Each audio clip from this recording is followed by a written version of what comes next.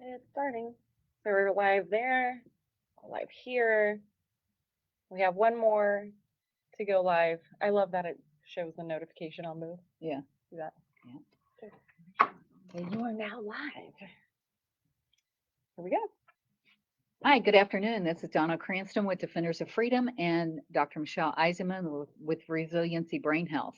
And as you know, we've been talking each Tuesday in March about traumatic brain injury awareness. And so that's what we're going to continue our conversation here today. So, today, one of the things that I wanted to ask you is the relationship to a concussion Okay. and a TBI, Yeah. or the relationship of those two. So, what are the other diagnoses? Instead of, if I don't get diagnosed with a TBI, what might I be told? Okay. So that's a really valid question. I think there's a lot of confusion in the general population because TBIs, and that's an AKA for concussion, minor TBIs and concussions are the same thing. We often get other diagnoses that can make certain people feel like it's a conundrum, right? So you often hear, well, I got diagnosed with a concussion and a vestibular disorder and dysautonomia. And so to kind of label those out a little better, some that we have written down here are dysautonomia, vestibular disorders, um, gastrointestinal disorders, some like gastroparesis. Um, Sleep disorders is actually one of them as well. Anxiety and depression can also stem from it, although we're not talking about major anxiety and depression. So those are some of the diagnoses that we see that are very common with people that have concussions, and that can be very overwhelming because if you don't understand the connection in between the brain and all these other systems, then you're going to think, oh my gosh, this is really overwhelming. I no longer just have one issue, I have like seven going on. Hmm. And how do I even begin to process that? Hmm. Okay. Well, and so how are they then related to concussions? Yeah. So that is a really great question because the second part of that is these are the diagnoses, but how can I make a relationship to dysautonomia, for example? And will you So, explain what that is? yes, so for anyone that doesn't know dysautonomia, it means there is, hello, Dr. Gaudet, there is a challenge in the autonomic nervous system. So it quite literally means dysfunction in the autonomic nervous system. Okay. And for those that don't know, the autonomic nervous system is the one that handles fight or flight or rest and digest, as we all very well know it. So a lot of people in the concussion realm are very in tune with what it feels like to be in fight or flight, Hmm. kind of just that go, go, go mechanism and not really being able to turn it off. That's one of the symptoms and one of the things that people look at. But the other one that I find people don't really understand very well until we tell them in the office is the autonomic nervous system is in charge of your heart rate, your blood pressure, your respiration rate, and all of these automatic things that should be happening in our brains and bodies that don't become very automatic anymore. So that's a good explanation of dysautonomia. Okay. Okay. So that's how the brain injury is manifesting itself. Yeah. That's a good way to say that? Yeah, Or- yeah. And Okay. I think a lot of people also get confused because you have a person with a concussion and they have a lot of dysautonomia symptoms versus another person that may have a lot of vestibular issues. Okay. And so that can be very confusing for people as well because then they go, well, there's not a rule of thumb to say if I have a concussion, I must have sleep disorders and GI disturbances and all that stuff. Okay. But every person can have a little bit of all, a little bit of more than some, and maybe even not have an issue in some of those categories too. So can I have a concussion but not have a brain injury? No. So you Okay. definitely, if you have a concussion, then you definitely, most definitely have a brain injury. Now, Okay. the distinction in that, and we talked about this a few weeks ago, is the severity of it. So you have a minor traumatic brain injury. There's also a moderate and a severe. So, like we said previously, a lot of people think traumatic is, laying in your bed with like the blinds closed, complete darkness, you probably had your skull ripped open. That's more of a severe Okay. traumatic brain injury, but concussion is definitely a minor traumatic brain injury. Okay. And so each one of these could be presenting itself by itself in a standalone presentation, but that's still a brain injury. Yes. Okay. Yeah, and that's really difficult sometimes, and that's what Dr. Gaudet and I do a lot in the office is okay, that's why we do the neurological examination. So for those that don't understand, this is why a history, a bedside neurological examination and the diagnostics are very important because even though you have a, concussion, it's not necessarily okay, everyone's going to have deficiency in this. Everyone there's varying degrees to it. And some people may show a little bit more of a deficiency in their vestibular system. And for those that don't know, that is one of the systems that's involved in balance. And so you have your people that are like, I can't even get in a car. I mean, I get so dizzy. And then you have people that go, actually, riding in a car isn't too bad for me, but going from sitting to standing and laying to standing, woof, that's too much. And is that because of the area of the brain that has been impacted That or the can be. concussion? That Okay. can be.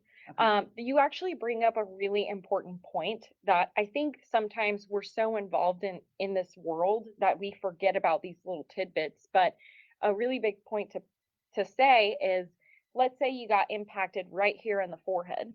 We Okay. can safely assume you're probably going to have some frontal lobe deficits, but you don't necessarily need to be impacted specifically in one singular area to experience deficits in another area. Okay. So the reason for that is because the brain is made of neural networks and connections.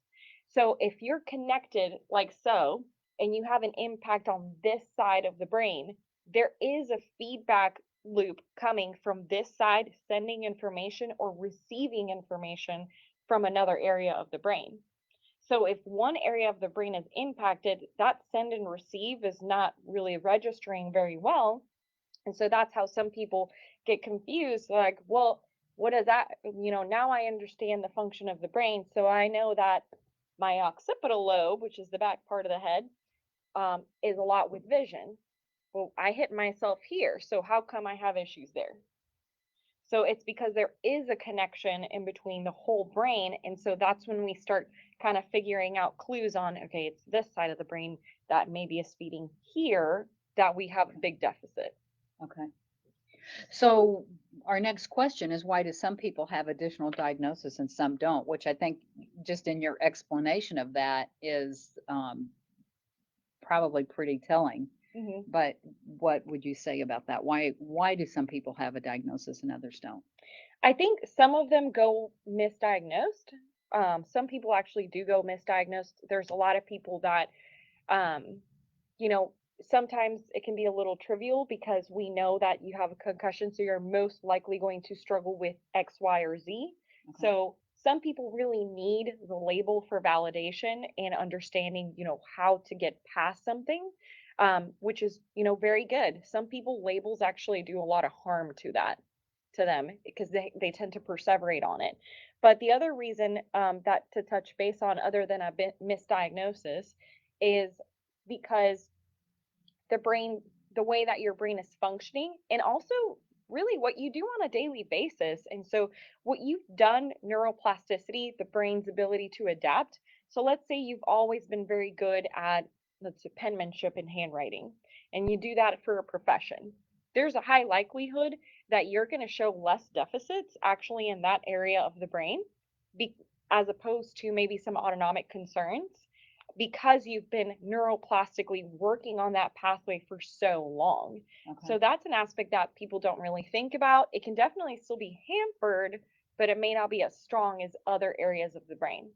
And then purely for the reason of every person is very bio individual. So Hmm. if we compare a male to a female having a brain injury, they're going to have different manifestations as well. Okay.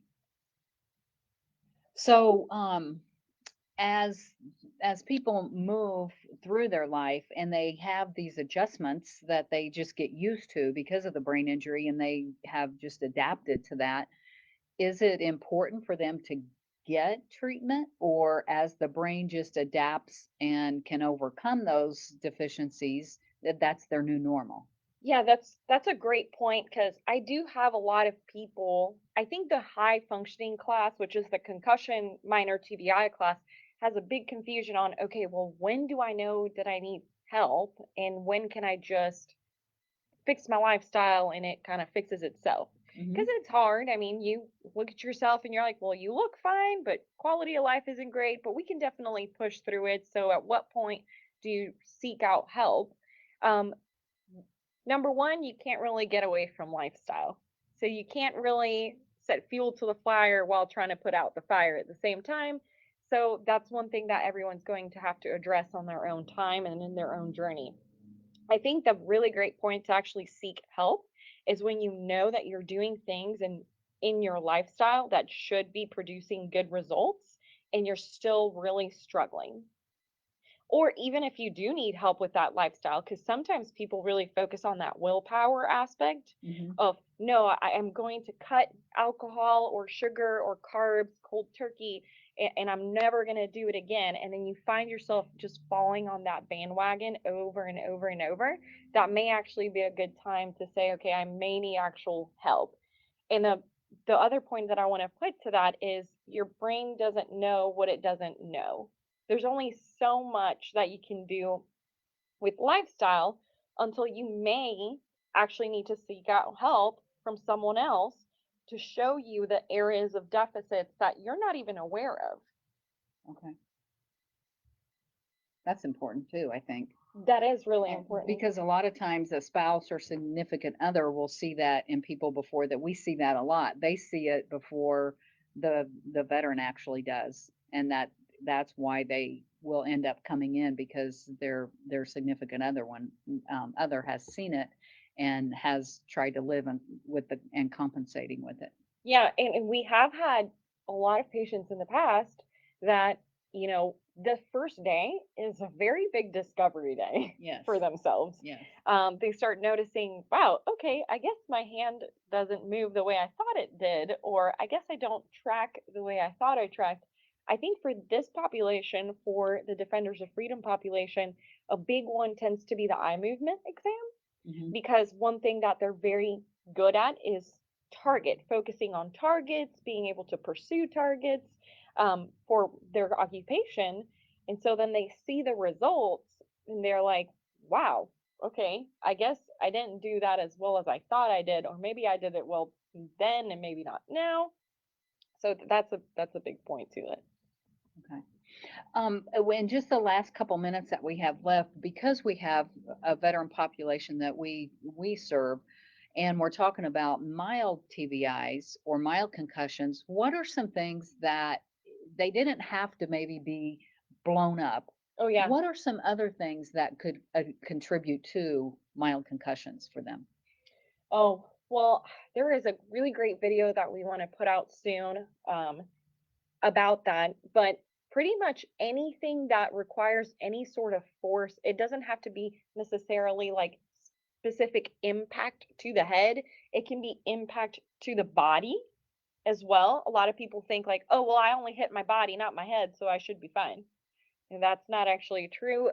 It does actually impact the whole brain as well. And I think that certain firearms, when you do shoot certain firearms, they do have this repulsive effect. Hmm. um, Blast injuries, as you've already talked about, is a big one that even some people don't realize because they don't recognize that that barrier pushing into them and they're absorbing in their body can actually do something to their brain as well.